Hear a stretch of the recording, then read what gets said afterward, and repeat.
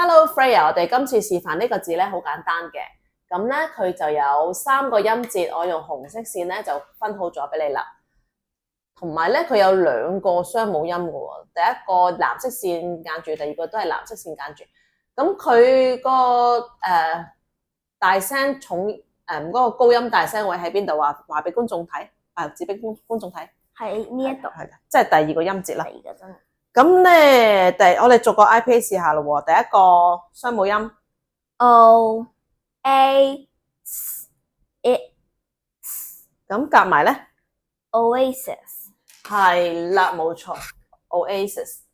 咁咧佢嗰個眾數咧就會將佢後邊 SIS 呢3個字咧變做 SES。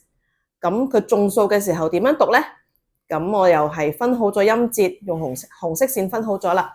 咁啊藍色線間住嗰2個咧係雙母音嚟嘅。